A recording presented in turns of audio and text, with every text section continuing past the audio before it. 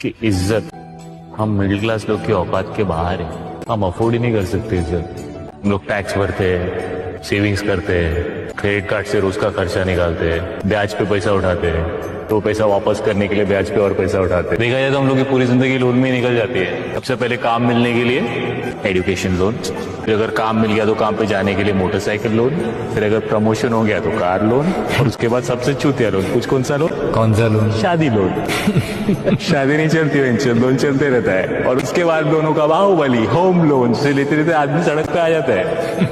हम लोग सारा मेजोरिटी है, ये हम लोग कोई खड़ा ही नहीं करते हैं। हम मिडिल क्लास लोग हैं, छोटी सी बात पर खुश हो जाते हैं, छोटी सी बात पर दुखी।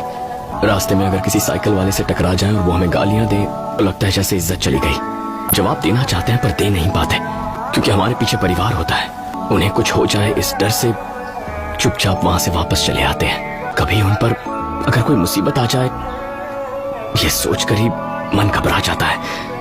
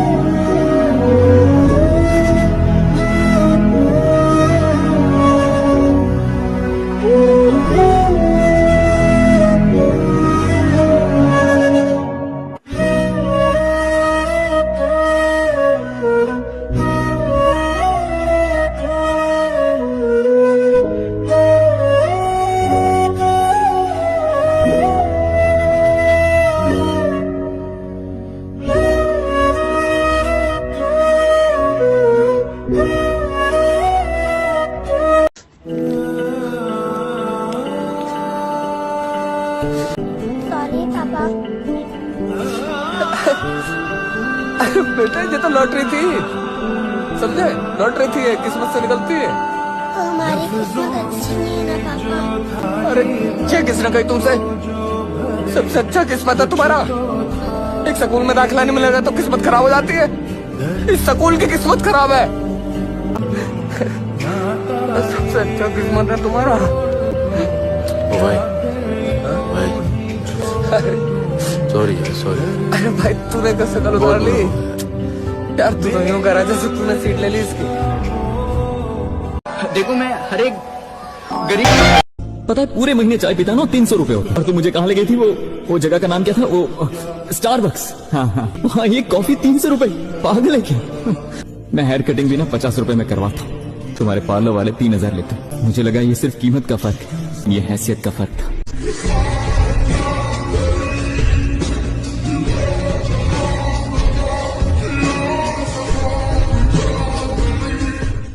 ये शायरी सुनने के बाद क्या ही होगा तुम्हारा, मैं खुद नहीं जानता कि मेरे साथ क्या हो रहा है। तो शायरी कुछ ये थी कि मेरे साथ कुछ ऐसा होने वाला है, घर का एक मोती खोने वाला है।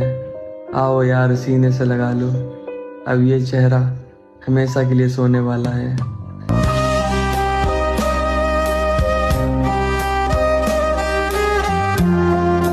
मैं सोच रहा हूँ कि जब मैं सोता हूँ तो कितना टेंशन फ्री हो जाता है। मतलब सब फिक्रे फिक्रे अपनी ऐसी तैसी मरवाए, मेरे को कोई दिक्कत नहीं, मैं आराम कर रहा हूँ। अगर ऐसा मैं हमेशा के लिए सो जाऊं तो जिंदगी में कितने मजे ही मजे होंगे भाई, कोई टेंशन ही नहीं रहेगी। कि लोग कहते हैं कि ऊपर वाले पे भरोसा रख, सब मिलेगा। मिलने का तो पता नहीं, पर उस ऊपर वाले ने छीन बहुत कुछ लिया। कड़वा है पर सच है। अगर जवान लड़का घर में खाली बैठ जाता है ना, तो घर वालों का बोलने का लहजा बदल जाता है।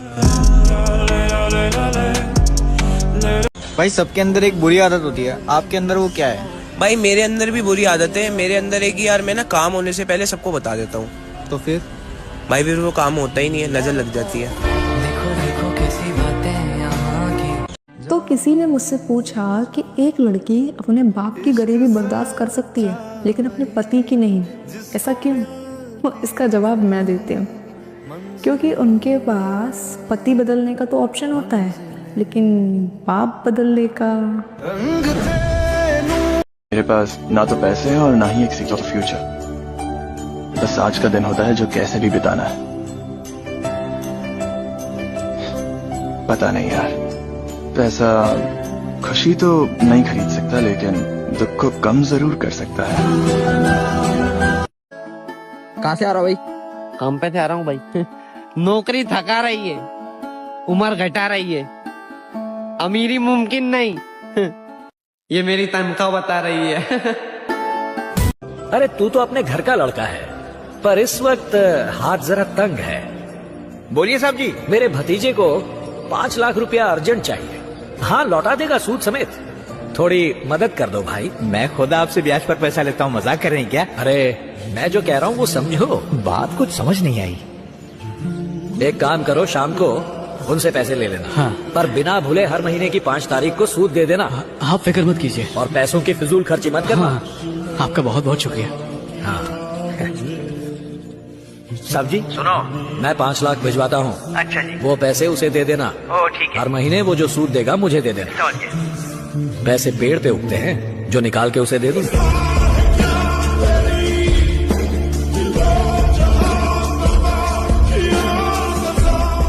एक ही चीज सुनने को मिलती है, पढ़ ले पढ़ ले, फिर वो पढ़ ले फिर वो मार्क्स का रोना, ठीक है, फिर वो अगर तुम्हारे कम आ गए फिर तुम्हें सबके बीच में बैठ के जलील करवाया जाएगा कि देखो। और कोई रिश्तेदार जब आता है घर पे, चाय बाद में पीता, भैंस की आंख पहले ये पूछता, बेटा कितने मार्क्स आए? अरे तूने आम लेने, तू चाय पी, निकल भाई। आधे से ज्यादा बेड़ा गर्क ना, ये जो चाय पीने आते हैं ना, पियो चाय पियो, खाना खाओ, जो मर्जी करो, लेकिन चुप रहो, बच्चों को मत छेड़ो। छोटा सा बच्चा यार आके घबराता है नमस्ते करने में, घबराता है। वो क्यों घबराता है पता है? उसको एक डर रहता है कि यार 5 लोगों के सामने अब मुझे जलील करेंगे ये लोग, क्योंकि मेरे 78% आए हैं और जो चाय पीने वाला आया इसके बच्चे के 86 आए हैं। बचपन गुजरते ही जवानी आ गई, शौक पूरे करने की उम्र में घर की जिम्मेदारियां आ गई। अब माँ बाप हमें उनकी तकलीफें सुनाते हैं। मेरे दोस्त, हम बच्चे बड़े बनकर खुद की तकलीफों को छुपाते हैं। हर बार लड़की को ही बोला जाता है एडजस्ट करने के लिए। तुम्हारे अंदर ही गलतफहमी है, लड़का को भी बहुत बार एडजस्ट करना पड़ता है। दिक्कत ये है, जितना टेंशन लेके आप लोग को टेंशन होने लगता है, उतना लेके ही पैदा होता है। आपको दहेज खराब लगता है, आपका दहेज या तो आपका भाई दिया होगा या तो पिता दिए होगा। आपको दहेजवा खाली ले जाना खराब लगता है, तो भाई से पूछिएगा ना। बस्ता ढोने की उम्र में ना कंधवा पे ना कर्जा आ जाता है घर का। जिस उम्र में आप लोग अपना नेल पॉलिश का कलर सेलेक्ट करती है ना, उस उम्र में बाप अपनी जिम्मेदारी उसके कंधे पे दे चुका होता है। बाबू कुछ कर, गुड्डू को बहिन, कर्जा वही भरता है। कई बार खेत बेचाता है, अपना अधिकार हिस्सा बेच के देता है कि नहीं देता? अलग बात है, वो कुछ कहता नहीं है।